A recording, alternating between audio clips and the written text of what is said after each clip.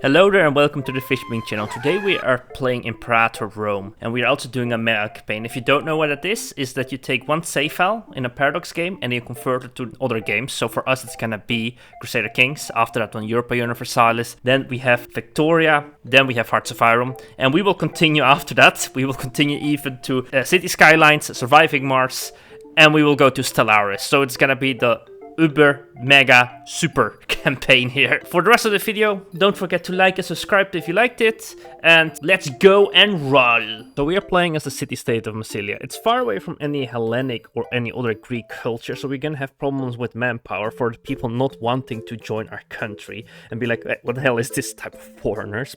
That's gonna be our first problem. The second problem is that we are right in the middle of two large countries you might know, Carthage and Rome, who will expand and take over this region, and they are monsters on the horizon. There's not much we can do in real life. Massilia did try to balance it out, so they fought off the Carthaginians and they became all friendly with the Romans. Only this didn't work because, you know, we don't talk about independent Massilia today, so Massilia got conquered by the Romans. So this is gonna be a what if Massilia wasn't conquered by the Romans? What if Massilia tried to dominate the Gauls around them, assimilate them, make them Greek, make them join the army, and let them pay taxes? It's gonna be a tax game, alright? We did some quick expanding, we reached the Alps, we have subjugated all the local tribes, but we have a couple of new problems. Problem number one is that apparently when you conquer tribals, they don't know how to read, to write, you have to teach them all those things, how to live in a civilization and pay their taxes. And another problem is that the Romans and the Carthaginians had an easier time conquering their locals, and the disparity we had between them has grown larger. We have done integrating the Italian people and the Gauls, but this is not enough. The disparity still keeps growing. On better news is that we finally made our first legion, and it's gonna be the Massilian first. This is a historical date. I'll write it down. Who knows? We might use it later, in a celebration day, like a City Skylines, or make some references. I don't know. It's the early game. We conquered two tribes in Italia, and we made them into tributaries, just to create a little buffer states between us and Rome. Hopefully, the Romans will declare war against them. Insolentia ad mortem te ducet. Well, we hope not the Romans declare war against us, but when they do, they will have to use two separate war claims. Then we will surrender or we will fight and we will give them the land. Because they're tributaries, they are not military vassals, they will not join us in a war. This makes Rome to have to declare 2 times a war, and they will not help each other. That's the plan, at least. And you see this Pictonian tribe here, they're getting a bit nervous, they're getting a bit large in Gaul. And they can probably have all the manpower as their soldiers, as we only can use the Greeks, who are a minority in our country, as our units. While I was talking about this, the Pictonians conquered the other largest Gallic tribe. They can probably defeat us. Maybe we have better technology, so we should act quickly to defeat the Pictonians. So to go to the Pictonians, we are going to attack the southern Gauls and just create a little corridor. We start winning the fight against the southern Gauls. Only at the last moment they started beating us back. Luckily we got the war claims in time, so we were able to force a peace. In real life, the Southern Gauls would never have accepted the peace because, yeah, they start winning. They start killing more of us at the end. But I'm happy to take their lands, and that's how the game works. That's how the game works. To make sure we don't repeat the almost fiasco with the Southern Gauls, I enlisted the help of some Gallic tribes to the north of Pictonia, because, you know, everybody hates Pictonia. They are way too large, conquering way too much. They are warmongers. Alright, the war with the Pictonians is going well because our allies in the north are close to their capital. So as planned, they are harassing the Pictonians. The Pictonians go up there, fight them, and we have enough time to take our claims. And by the time the Pictonians turn around and go to kill us, we are hunkered down, we defend our position and win the war. Amazingly. So we're gonna repeat the cycle of using our allies as bait to lure the Pictonians away and take more land of them until we have more troops than they have. After the truce, we declared war against the Pictonians again. Our allies distracted them, we came in, we took land, and this went even better than expected because this time we just crushed their army and we took all their land in one war. This is better than even imagined. So now we have a whole corridor from Massilia to the Atlantic. Now it's time to pay attention to the Romans again. There is no way, Jose, we can ever fight off the Romans. Look how large they are.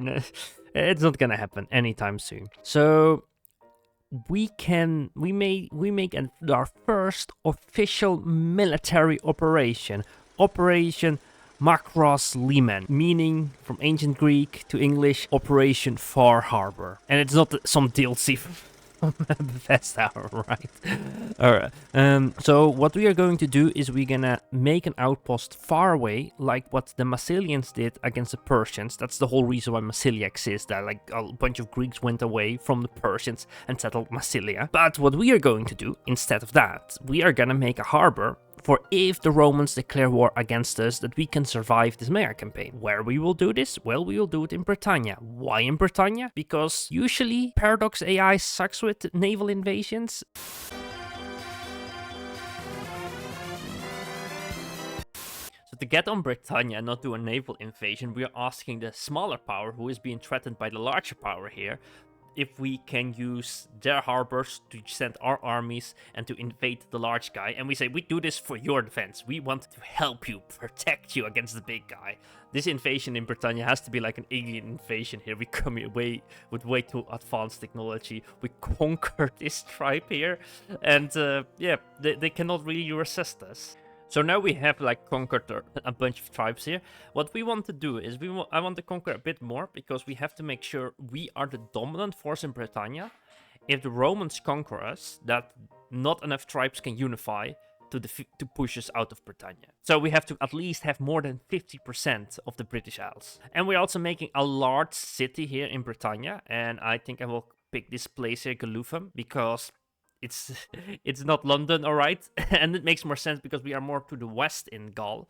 We have like this little peninsula of Brittany in Gaul, and it makes more sense because we have here like a little river to make a capital here, because that's where our boats would come here, and it's like a protected harbor. Caledonians keep invading us. Just like the Romans, we are forced to build a wall to stop the Caledonians. Okay, this wall isn't helping. The Caledonians are just pushing across the wall. It stops them for a little bit. We have to send more troops to Britannia. Then it's actually worth it. It's just what happened to the Romans. The Romans also had to send more troops here because of the tribes rebelling and the Caledonians invading.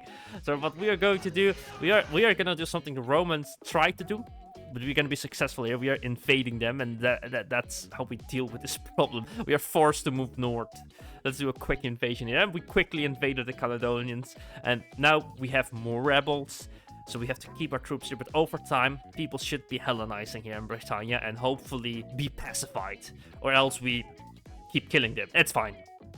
There's no Geneva yet, alright? So the sneaky, stinking Romans declared war against us. We have no troops near the frontier because we are fighting Caledonia. So they just get the land, I surrender here. But I will remember this. One day, I will stab them in the back. You know, it's a bit annoying that the Romans can just come in here and take Liguria from us. And we did do a successful military operation here. But the one thing that has been bothering me about the Macross Liman Far Harbor operation is that it's a defeatist plan. And we are preparing to lose. That's not a winning strategy. We have to make a plan that we can win and that we conquer and dominate the Mediterranean. So right now we have like our little ally, and we helped them to expand a bit westward. We divided the lands in between us, and the reason why I made this ally here is because Carthage is also growing a bit large, and Rome maybe has way more troops than we have, you know. And another annoying thing is that look at the Roman culture here. Look at how many Greeks we have and how many Romans there are, like in blue Greeks, in red Romans. Yeah, no way we can like dominate them, and they have already like more troops. And now we also border the Carthaginians. Like the Romans can like expand the other direction, and they don't really have to be bothered by us only.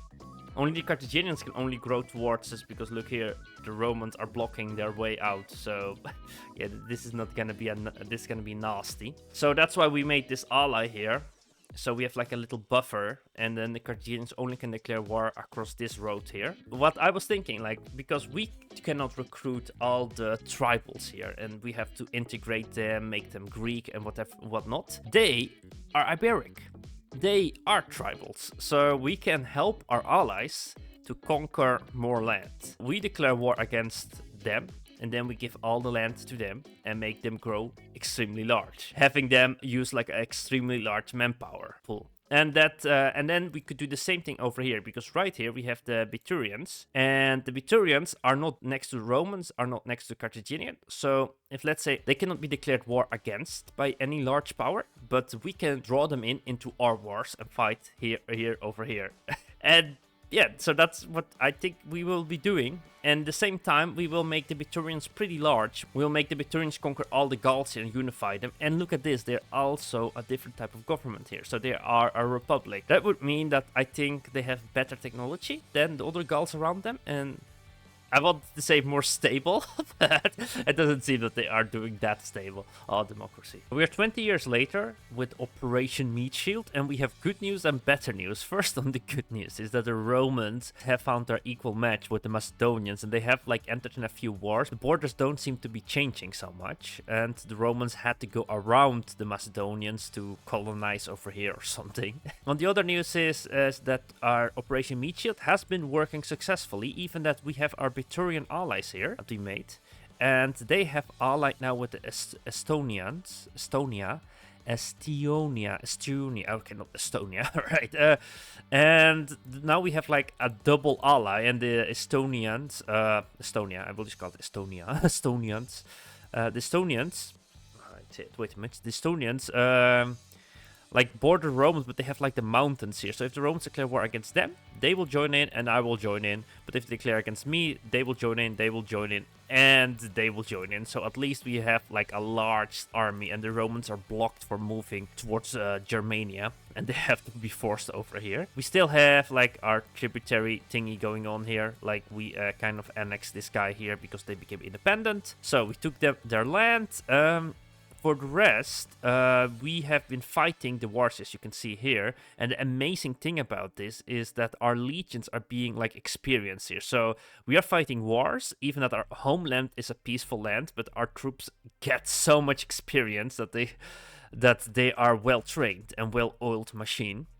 And now the next goal is to go over here and to like fight the last guys over here. So we are making a couple of claims on them, and then we declare war on them and then give the land to our ally here. So we don't need to annex it. And hopefully we can unify the tribes here before Carthage can take all the land here, because every piece of land we take is one piece of land less for the Carthaginians. So it has finally happened. The day is here, the day of reckoning. The Carthaginians declared war against us. And they did it when we were fighting for the Vardulians in the west of Iberia. It seems like the AI knows when we are in our worst opportunity to not fight. And then they declare war, and they are already stronger. They have way larger armies than we have. So cue the combat music.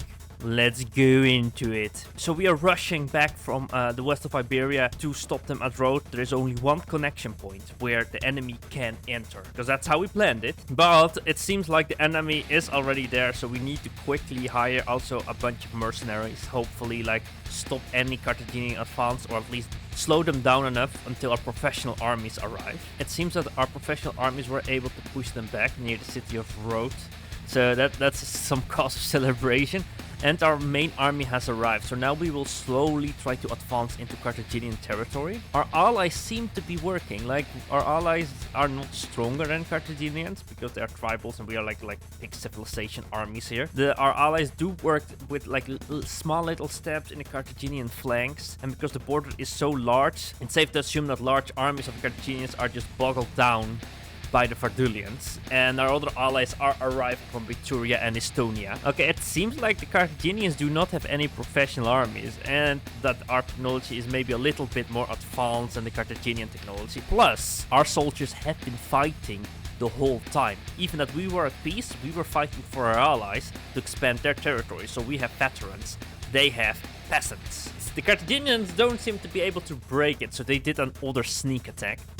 They saw the lack of a navy we have, and they're trying to do a naval invasion on the city of Massilia. I think in time we will arrive there, because we did something the Carthaginians have not done yet. We made roads. Yes, we have roads, we have highways. We are going to sprint back and quickly defeat Carthaginians. We have beaten them back. That was like the last thing they could have done. We break a peace. Too bad we weren't able to push that far into Carthaginian territory, but we have learned something. We have learned they can bleed. The giants bleed, and now we are smelling the blood. We are coming for you, Carthage. There can only be one ruler of Iberia, and that shall be Massilia.